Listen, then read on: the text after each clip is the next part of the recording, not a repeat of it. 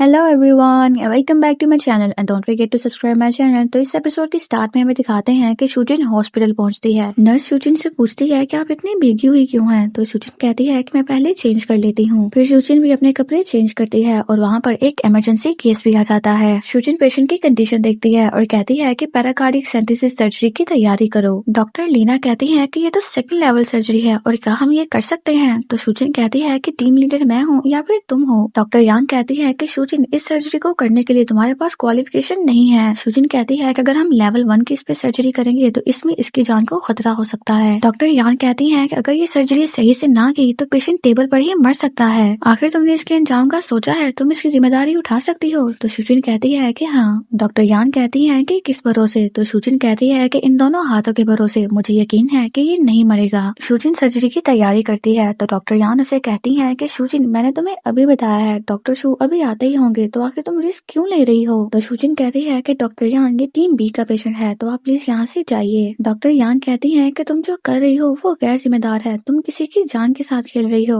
Nurse उसको कहती है कि आप प्लीज बाहर चले जाइए। फिर शूजिन सर्जरी को स्टार्ट करती है। फर्स्ट अटेम्प्ट में जब पेशेंट की बॉडी से लिक्विड बाहर आना होता है तो वो बाहर नहीं आता और सभी पैनिक हो जाते हैं। शूजिन फिर से ट्राई करती है और वो लिक्विड पेशेंट की बॉडी से बाहर आने लगता है और फिर सर्जरी सक्सेसफुल हो जाती है। डॉक्टर यांग को हमें एक छोटी बच्ची के साथ दिखाते हैं। डॉक्टर लीना भी वहाँ पर आती हैं और लड़की से कहती हैं कि बेटा मैंने तुम्हारे लिए केक खरीदा है और अब तुम्हारे पापा बिल्कुल ठीक हैं। वो कोई भी जवाब नहीं दे रही होती तो डॉक्टर लीना डॉक्टर यान से पूछती है क्या ये ऐसी ही है। तो डॉक्टर यान कहती हैं कि हाँ, तुम लोग इसे मुझ पर छोड़ दो और अपना काम कंटिन्यू करो। फिर नर्स बताती है कि ये बच्ची सिंगल पेरेंट है, इसके पापा ही इसका ख्याल रखते थे। इस तूफान की वजह से काफी सारे एक्सीडेंट हुए हैं और बहुत सी फैमिलीज को बहुत नुकसान हुआ है। फिर नर्स पूछती है क्या इसके कोई और रिलेटिव्स हैं। तो वो कहती है कि जी हाँ, इसकी आंटी है, मैंने उनको कॉल की है, वो कह रही हैं कि वो जल्दी से आकर ले जाएंगी। फिर हमें शूजिन को दिखाते हैं जो कोई रिपोर्ट लिख रही होती है। जब उस लड़की को उसकी आंटी लेने आती है तो शूजिन उनके पास आती है। फिर शूजिन उन आंटी को एक रिपोर्ट देती है तो वो कहती है कि ये क्या है। तो शूजिन कहती है कि मैंने इसमें कुछ चीजें लिखी हैं जो आपको घर जाकर करनी होगी और मैंने एक अच्छे साइकेट्रिस्ट का नंबर भी लिखा है। बच्ची थोड़ा सा डर गई है तो इसे काउंसलिंग की जरूरत होगी। तो आंटी कहती है कि डॉक्टर आप कितनी अच्छी हैं।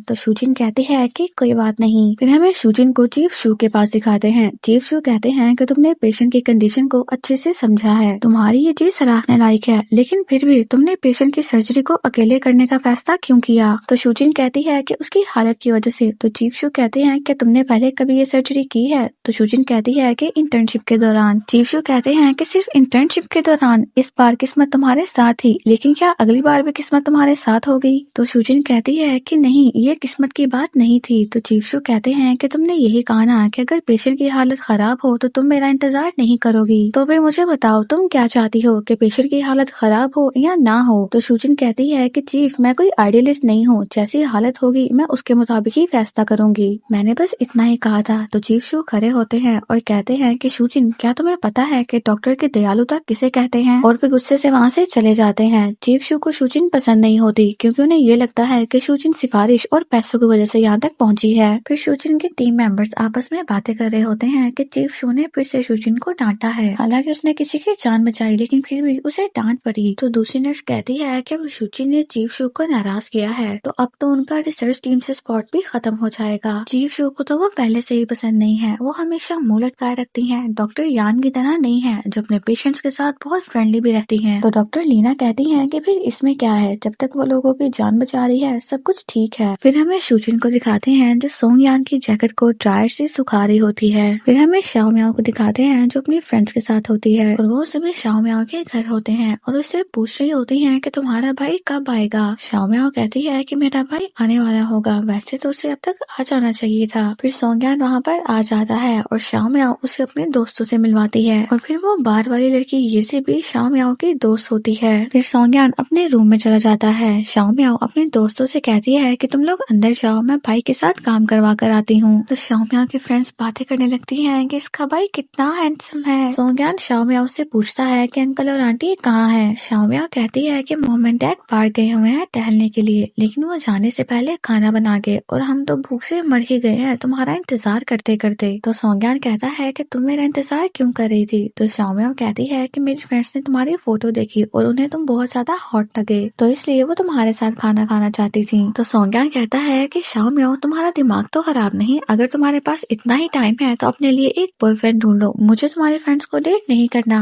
तो शाओमियाओ कहती है कि भाई गुस्सा हो क्या, मुझे बस लगा कि मेरा भाई इतना हॉट है तो सबको दिखा देती हूँ, प्लीज अब तुम शर्मिंदा मत करना। तो सोंगयान उसे देखते हुए कहता है कि ठीक है लेकिन दोबारा मत करना। फिर हमें ज़ाई मियाओ के मॉम एंड डैड को दिखाते हैं। ज़ाई मियाओ के डैड पूछते हैं कि तुम्हें क्या लगता है क्या उसका प्लान काम करेगा। तो ज़ाई मियाओ की मॉम कहती है कि मुझे नहीं लगता लेकिन हमें ट्राई करना चाहिए, मैं जब भी उसे किसी लड़की की बात करती हूँ तो वो कहता है कि मेरे पास टाइम ही नहीं है, और वैसे भी हम ये उसके अच्छे के लिए कर रहे हैं और घर में ब्लाइंड डेट अरेंज करना ये सबसे ज्यादा अच्छा है। मुझे अपने बहू से कोई एक्सपेक्टेशंस नहीं है, वो लड़की उसके लिए अच्छी ही होगी, बस वो मैंग फैमिली से नहीं होनी चाहिए। तो ज़ाई मियाओ के डैड कहते हैं कि मुझे अभी भी याद है जब वो छोटा था और हमारे घर आया था। फिर हमें फ्लैशबैक दिखाते हैं जब रात में कोई उनके दरवाजा बजा रहा होता है। ज़ाई मियाओ के मॉम एंड डैड जाते हैं तो वो सोंगयान होता है। ज़ाई मियाओ की मॉम कहती है कि तुम इतनी रात को क्या कर रहे हो, चलो अंदर चलो, बाहर बहुत ठंड है। तो सोंगयान कहता है कि अंकल मुझे लगता है कि पापा नहीं रहे, जब मैं घर से बाहर आया तो वो बाहर पड़े हुए थे, बिल्कुल भी नहीं हिल रहे थे और मुझ अकेले से वो उठाए भी नहीं गए। तो अंकल क्या आप उन्हें उठाने में मेरी मदद कर सकते हैं। ज़ाई मियाओ की मॉम कहती है कि उस रात कितनी ठंड थी और मैं सोच भी नहीं सकती कि वो इतनी रात को हमारे घर पैदल कैसे आया होगा, और उसकी माँ भी। तो ज़ाई मियाओ के डैड कहते हैं कि उसकी माँ कोई अच्छी इंसान नहीं थी, वो बहुत ही ज्यादा घमंडी और बनावटी थी और इन सब के लिए वो अपने बच्चे को भी छोड़ सकती थी। मुझे डर है सोंगयान भी अपने बाप की तरह सीधा और सच्चा है, कहीं उसके साथ भी सब वैसा ही ना हो जाए, वो भी बिल्कुल अपने बाप की तरह है। तो ज़ाई मियाओ की मॉम कहती है कि तुम ऐसा क्यों बोल रहे हो, हमें ऐसा नहीं कहना चाहिए। तो ज़ाई मियाओ के डैड कहते हैं कि वो तो बाहर पढ़ने गई हुई थी ना, आखिर वो वापस क्यों आई, और अगर वो वापस भी आ गई तो हमारे घर क्यों आई, आखिर चाहती क्या है वो। तो ज़ाई मियाओ की मॉम कहती है कि मुझे इससे फर्क नहीं पड़ता लेकिन इस बार मैं उसे टूटने नहीं दूंगी। और फिर वो दोनों यूं ही अपनी बातें करने लगते हैं। सोंगयान को दिखाते हैं जो ज़ाई मियाओ की फ्रेंड्स के साथ लंच कर रहा होता है। फिर सोंगयान खाना खाते हुए येजी को देखता है और उसे भी येजी शूजिन की तरह लगती है। फिर ज़ाई मियाओ की फ्रेंड्स कहती हैं कि आप तो फायर फाइटर है ना और आपका काम तो बहुत खतरनाक होता होगा। तो सोंगयान कहता है कि खतरनाक तो होता है लेकिन हमें अपना काम अच्छे से आता है और हम किसी को भी आग में फंसने नहीं देते। फिर वो कहती है कि भाई आपने कोई गर्लफ्रेंड नहीं बनाई। तो सोंगयान कहता है कि नहीं अभी तक तो नहीं। तो ज़ाई मियाओ उसे कहती है कि तुम इतने सवाल क्यों पूछ रही हो, तुम सर्वे कर रही हो क्या। तो वो कहती है कि नहीं ऐसा नहीं है। फिर सोंगयान जल्दी से अपना खाना खाता है और कहता है कि आप सब अपना खाना खाइए, मुझे काम है, मैं चलता हूँ। सोंगयान वहाँ से चला जाता है। तो युआन युआन कहती है कि क्या तुम्हारा भाई हमसे नाराज हो गया है। तो शाओमियाओ कहती है कि नहीं ऐसा नहीं है। तो यान कहती है कि मैंने देखा तुम्हारा भाई येजी को देख रहा था। तो शाओमियाओ कहती है कि तुम्हें भी ऐसा लगा, अगर ऐसा है तो मैं अभी जाकर भाई से पूछती हूँ। सोंगयान अपने रूम में भी अपना लाइटर ढूंढ रहा होता है। शाओमियाओ आती है और पूछती है कि भाई आप क्या ढूंढ रहे हो। तो सोंगयान कहता है कि मेरा लाइटर, क्या वो तुमने देखा। तो शाओमियाओ कहती है कि उस लाइटर में क्या खास था, खो गया है तो नया ले लेना। फिर वो सोंगयान को बिठाती है और कहती है कि भाई मुझे आपसे कुछ पूछना है, तो मुझे बताओ आपको येजी कैसी लगी। तो सोंगयान पूछता है कि येजी कौन सी थी। तो शाओमियाओ कहती है कि वही जो सबसे कम बोली और शूजिन की तरह दिखती है। तो सोंगयान कहता है कि किसने कहा वो उसकी तरह दिखती है। तो शाओमियाओ कहती है कि भैया सुनो ना, वो मेरी बेस्ट फ्रेंड है और अगर मेरी बेस्ट फ्रेंड मेरी भाभी बन जाए तो कितना अच्छा होगा। तो सोंगयान शाओमियाओ के कंधे पर बाजू रखता है और कहता है कि तुम्हें अपने भाई से मार खानी है क्या। तो शाओमियाओ कहती है कि भाई मैं सीरियस हूँ। तो सोंगयान उसे जोर से गर्दन से पकड़ लेता है। तो शाओमियाओ कहती है कि ठीक है मैं समझ गई, प्लीज मुझे छोड़ो। सोंगयान उसे छोड़ देता है और भागते हुए जाने लगती है और जाते हुए फिर भी कहती है कि एक बार इस बारे में सोच लेना। तो सोंगयान उसे कहता है कि भागो यहाँ से। फिर हमें शूजिन को दिखाते हैं जिसे शाओ शाओ की कॉल आती है और वो कहता है कि मैंने तुम्हारे कहने पे पता किया है। शूजिन कहती है क्या वो मिल गया। तो शाओ शाओ कहता है कि हाँ आज वो छुट्टी पर है, लेकिन तुम क्यों उसके बारे में पूछ रही हो। तो शूजिन कहती है कि बस मत पूछो। तो शाओ शाओ कहता है कि अगर तुम्हारी माँ या भाई को पता चल गया ना तो वो मुझे छोड़ेंगे नहीं। तो शूजिन कहती है चलो मैं तुम्हें खाना खिला दूंगी। तो शाओ शाओ कहता है कि आज तक तुमने कभी खिलाया भी है मुझे। और शूजिन बस अपने काम की बात सुनकर पहले ही जा चुकी होती है। वो हेलो हेलो करता रहता है पर कोई जवाब नहीं आता। फिर शूजिन को दिखाते हैं तो सोंगयान के घर जाती है। सोंगयान भी घर से बाहर आ रहा होता है। शूजिन को देखता है तो कहता है कि क्या फिर बाहर से गुजर रही थी। तो शूजिन कहती है कि मैं जानबूझकर आई हूँ, गुजर नहीं रही थी। तो सोंगयान कहता है कि क्या काम है। तो शूजिन कहती है कि मैं तुम्हारी जैकेट वापस करने आई थी। तो सोंगयान जैकेट पकड़ता है और घर के अंदर रख देता है। शूजिन कहती है कि उस दिन तुमने मेरी जान बचाई, उसके लिए थैंक यू। तो सोंगयान कहता है कि इतनी दूर से तुम मुझे ये कहने आई हो। तो शूजिन कहती है कि हाँ थैंक्स करने। तो सोंगयान कहता है कि फिर कैसे शुक्रिया अदा करोगी। तो शूजिन कहती है कि तुम बताओ कैसे करूं। तो सोंगयान कहता है कि अगर मैं कहूं कि मुझे तुमसे शादी करनी है तो शूजिन की हार्ट बीट तेज हो जाती है। वो अपने हाथों को बंद कर लेती है और एक कदम आगे बढ़ाती है, लेकिन शूजिन के कुछ कहने से पहले ही सोंगयान हंसने लगता है और कहता है कि जितने लोगों की मैंने जान बचाई है, अगर सबसे शादी करने लगूं तो तुम्हारा तो नंबर ही नहीं आएगा। और शूजिन, इतने सालों बाद भी तुम्हें ऐसा क्यों लगता है कि मैं अभी भी तुमसे प्यार करता हूँगा। तो शूजिन कहती है कि सोंगयान, मुझसे ऐसे बात मत करो। तो सोंगयान कहता है कि फिर मैं तुमसे कैसे बात करूं? क्या मैं तुम्हें मेम साहब कहकर बुलाऊं? अमीर घराने की अमीर शादी। तो शूजिन अपने ही हाथों के फिंगर्स पे पिंच करने लगती है और उसकी आंखों में भी आंसू होते हैं। तो सोंगयान कहता है कि मैं तुम्हारी इन्हीं आंखों से दोबारा धोखा नहीं खाने वाला। शूजिन खुद को रिलैक्स करते हुए सोंगयान से कहती है कि चलो फिर से एक हो जाते हैं। तो सोंगयान कहता है कि मैं तो तुम्हें कब का भूल चुका हूँ और घर का दरवाजा बंद करते हुए चला जाता है और शूजिन वहीं पर खड़ी रो रही होती है। फिर सोंगयान को फायर स्टेशन में दिखाते हैं जो अपने स्टेशन के अवार्ड सर्टिफिकेट्स देख रहा होता है। शूजिन वहाँ पर आता है और कहता है कि तुम यहाँ हो, मैं तुम्हें बाहर ढूंढ रहा था।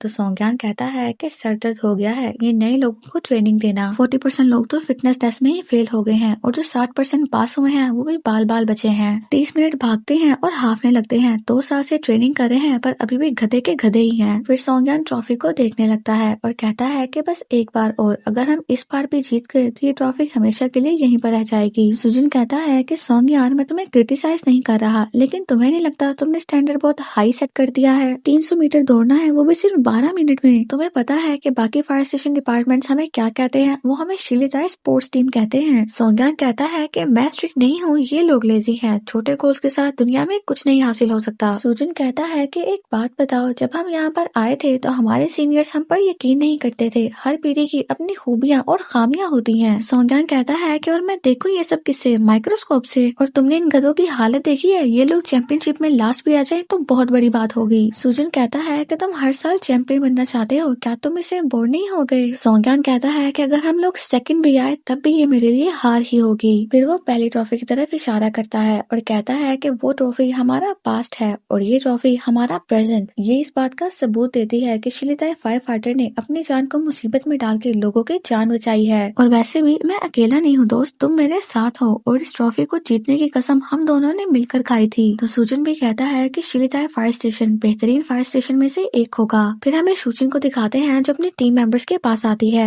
डॉक्टर लीना शूजिन को बताती है कि हॉस्पिटल के एडमिन से हमें कॉल आया था। उन्होंने बताया है कि आज दोपहर 2 बजे एक सेमिनार है और हमें यहाँ से कोई रिप्रेजेंटेटिव भेजना है। तो शूजिन पूछती है कि कौन जाएगा, तो वो सभी आपस में बातें करने लगती हैं क्योंकि उन्हें नहीं जाना होता। तो शूजिन कहती है कि ठीक है, अगर ऐसी सिचुएशन है तो फिर ड्रॉ निकालते हैं। तो डॉक्टर लीना शूजिन को ड्रिंक देती है और कहती है कि टीम लीडर, आप हमारी टीम लीडर हैं, तो फिर इतनी बड़ी एजुकेशनल अपॉर्चुनिटी तो आपको ही मिलनी चाहिए ना, क्यों मैंने सही कहा ना? तो शूजिन कहती है कि ड्रिंक यहीं पर छोड़ देना, लेकिन फिर भी ड्रॉ तो निकालना पड़ेगा। फिर शूजिन सबके नाम लिखने लगती है तो नर्सेज बातें करने लगती हैं कि अरे मुझे नहीं जाना, मुझे फायर के रिलेटेड लेक्चर नहीं लेना। शूजिन भी ये बात सुन लेती है। फिर फायर स्टेशन का लेक्चर सुनने के लिए शूजिन खुद ही चली जाती है। शूजिन सोंगयान का इंतजार कर रही होती है, लेकिन वहाँ पर लीमेंग आती है। लीमेंग अपना इंट्रो देते हुए उन्हें फायर सेफ्टी के बारे में लेक्चर देने लगती है। फिर हमें फायर स्टेशन का सीन दिखाते हैं जहाँ पर सभी की ट्रेनिंग हो रही होती है। यांची सोंगयान के साथ होता है और कहता है कि कैप्टन, हम सबने डिस्कस किया है और हमें लगता है कि वो फीमेल डॉक्टर बहुत खूबसूरत है। सोंगयान कहता है कि तो फिर क्या? तो यांची कहता है कि फिर हमने फैसला किया है कि अगर हमें चोट लगती है या कुछ भी होता है तो हम उसी डॉक्टर से अपना इलाज करवाएंगे। तो सोंगयान कहता है कि मुंह पे मुक्का खाने का मूड है क्या? तो यांची कहता है कि अरे मैं मजाक नहीं कर रहा। फिर दोनों बिल्डिंग से नीचे आते हैं। यांची कहता है कि कैप्टन, क्या आप मुझे सच बताएंगे? क्या आप उस फीमेल डॉक्टर को जानते हो? मुझे लगता है कि आप दोनों के बीच में कुछ चल रहा है। तो सोंगयान यांची को लात मारता है तो कहता है कि अरे सब देख रहे हैं, थोड़ी तो इज्जत रखो। फिर वो सबसे कहता है कि हंसना बंद करो और ट्रेनिंग की तैयारी करो।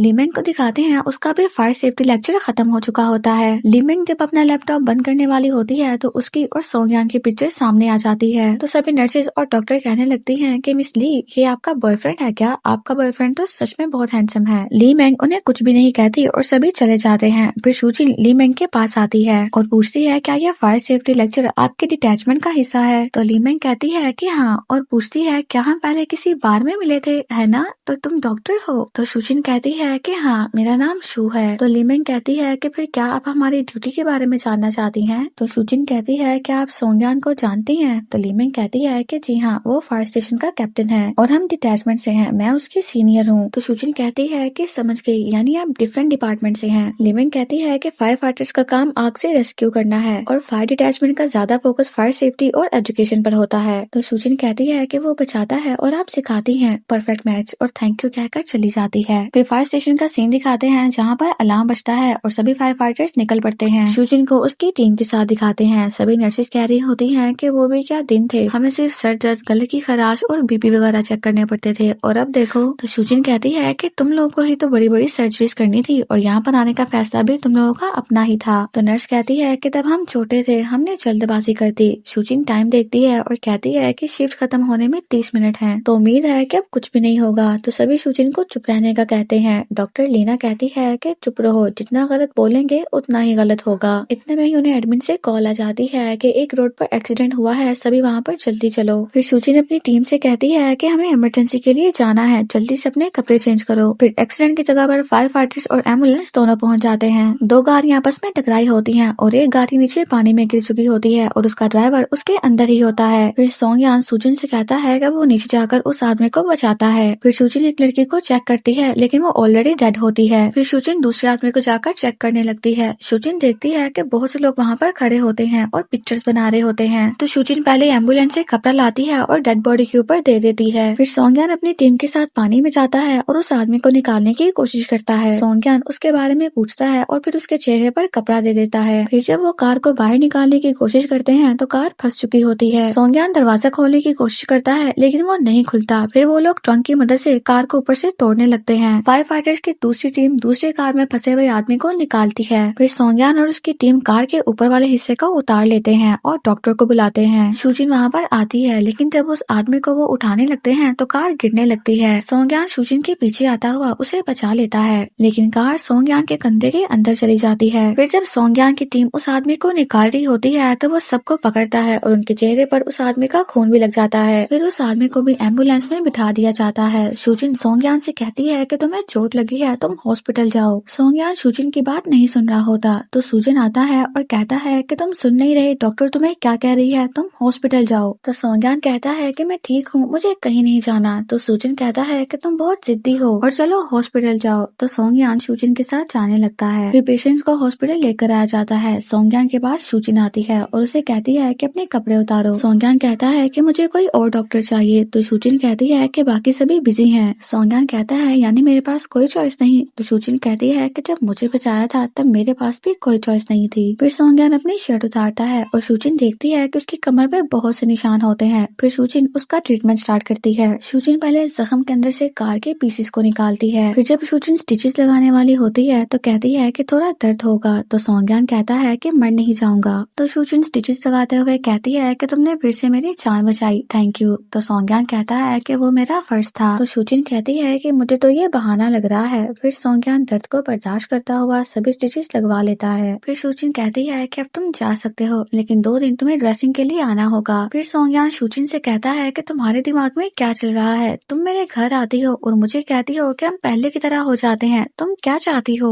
और आखिर हम दोनों क्यों पहले की तरह हो जाएं? मुझे जवाब दो, तुमने मुझे क्या समझ रखा है? जब दिल करे मुझे छोड़ दो और जब दिल करे वापस आ जाओ। क्या मुझ में कोई फीलिंग्स नहीं है? क्या तुम मुझसे पूछकर मुझसे दूर गई थी? मुझे जवाब दो, अब तुम्हें क्यों वापस आना है? तो शूजिन कहती है कि तुम क्या सोच रहे हो, अगर तुम मुझसे प्यार नहीं करते तो तुम्हें मेरी फिक्र क्यों हो रही है? जब मैं डूबने वाली थी तो तुमने मुझे क्यों बचाया? तो सोंगयान कहता है कि वो मेरे फर्ज का हिस्सा था। तो शूजिन कहती है क्या मैं भी तुम्हारे फर्ज का हिस्सा हूँ? मुझे बताओ, जवाब दो मुझे। तो सोंगयान कहता है कि ऐसा कुछ नहीं है। तो शूजिन कहती है कि फिर क्या है? सोंगयान कहता है कि मैंने तुमसे कभी तो प्यार किया था ना शूजिन। तो शूजिन कहती है कि कभी तो प्यार किया था, सही कहा। और फिर यहीं पर हमारी एपिसोड कंप्लीट हो जाती है। See you in the next episode.